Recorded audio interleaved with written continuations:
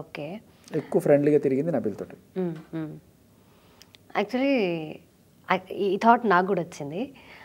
First వీక్లో Manikanta very emotional, ప్రతిదానికి ఏడ్ చేయడము, ఇదైపోవడము, అట్లాగే ఆ విగ్ తీసేయడము, కన్ఫెషన్ రూమ్లోకి వెళ్ళి మాట్లాడడము. నాకు ఫస్ట్ అది తెలియకుండే, అది తర్వాత ఎప్పుడో ఎవరో చెప్పారు నాకు.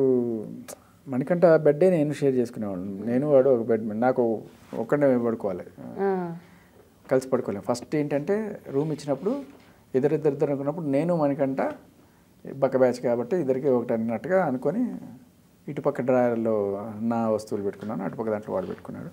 సరే ఇలా రోజు రాత్రి పడుకునేటప్పుడు ఒక్కడే పడుకోవాలి, వాడు లేపి వెళ్ళిపోమని నేను. వాడు పడుకుంటే నేను లేచి ఎక్కడో వెళ్ళి పడుకుంటా, ఆ సోఫాలోనే ఎక్కడో పడుకుంటా. అలా ఒకరోజు నేను ఒకరోజు వాడు అలా పడుకునేవాళ్ళం. తర్వాత నేను వదిలేసి నేను ఎక్కడో బయట పడుకునేవాడిని, వాడు ఇక్కడ పడుకునేవాడు. సరే ఎప్పుడో ఒకసారి నేను నిద్రలోనే ఇప్పుడు పొరపాటున వచ్చి ఓపెన్ చేశా, ఏదో కావాలి, ఏదో తలకేది పెట్టుకుని క్రీమ్ ఏదో కావాలని. ఇట్లా ఓపెన్ చేయగానే ఇది నేను అమ్మాయిలది ఓపెన్ చేసానా కంపెనీసానే చూసాను, అదేనా వచ్చింది బిగ్ బాస్. నేను కంపెనీ అమ్మాయిల రూమ్కి వచ్చేసానని చెప్పి చూశాను. చూసిన తర్వాత ఏంటి ఇవన్నీ కాటుకులు ఇవన్నీ ఎన్ని ఉన్నాయి అనుకొని ఇంకా సరే వేసేసాను. మళ్ళీ చూసుకుంటే ఇది మనకి ఉన్నాయి, ఓకే ఇవన్నీ ఉన్నాయని సర్లే ఎవరి ఇష్టం వాళ్ళదని నేను ఇంకా. తర్వాత నాకు ఇప్పుడు 2 రోజు 3 రోజు తెలిసింది ఇది బిగ్ అని. సో సరే ఇంకా నేనేమి దాని గురించి కామెంట్ ఎప్పుడు చేయలేదు. ఓకే. అంటే ఫస్ట్ వీక్లో ఆయనంత సింపతి చూపించేసరికి, అంత ఎమోషనల్ అయిపోయేసరికి, నేను యాక్చువల్లీ వీడియో కింద చూసిన కమెంట్స్ ఇవి. మణికంఠ నిజంగా ఫస్ట్ వీక్లో బయటకు వస్తే ఏమైనా సూసైడ్ చేసుకుంటాడా? అంత ఎమోషనలా? అంటే అది నిజంగా ఒక ఎమోషన్ బయటికి తీస్తున్నాడా, లేదా అదంతా డ్రామానా, లేకపోతే సింపతి క్రియేట్ చేస్తున్నాడా అనేది అర్థం అవ్వలేదు నాకైతే. అంటే అన్నీ నేను చూడలేదు, మీరు ఏం చూసారో. నేను చూసింది మాత్రం ఆ నామినేషన్ రూమ్లో ఆయన ఇట్లా పడిపోయి ఏడ్చి నా జీవితం అమ్మ నాన్న ఇవన్నీ చూస్తే నాకు okay I didn't like it. So అంటే సింపతి కార్డ్ ప్లే చేసి సింపతి కార్డ్ క్లియర్గా ప్లే చేశాడని నాకైతే చాలా క్లియర్గా అర్థమైంది. కొంతమంది అది ఆ రూమ్లోనే తెగ నమ్మి ఏడ్ చేసిన వాళ్ళు కూడా ఉన్నారు. ఆయన గతం ఏమైనా నిజంగా అయ్యి ఉండొచ్చు, బట్ ఎవరు అడిగారు? ఎవరు అడగలేదు. 4 నామినేషన్లు వేస్తే నీ గతం చెప్తావా? అంతే కదా.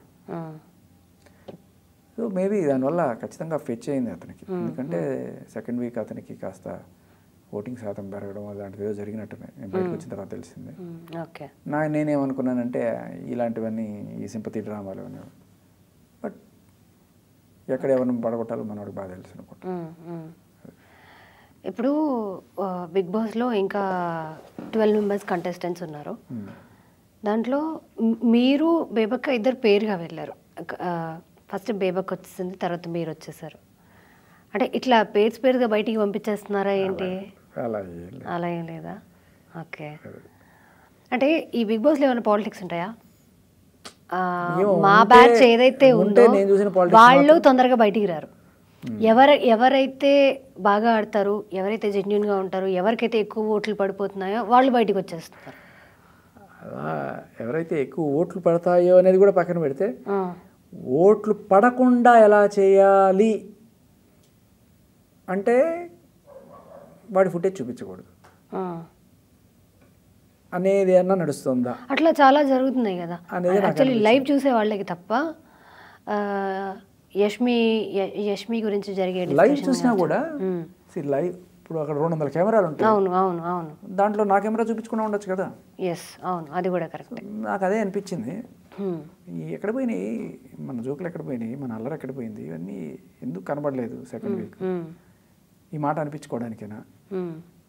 సరే కంటెస్టెంట్లు అనలేకపోవచ్చు, ఎందుకంటే వాళ్ళకి తెలుసు నేను ఆడినవి చేసినవన్నీ తెలుసు. కానీ ఆడియన్స్కి తెలియదు కదా, ఓట్లు వేసేది వాళ్ళే కదా.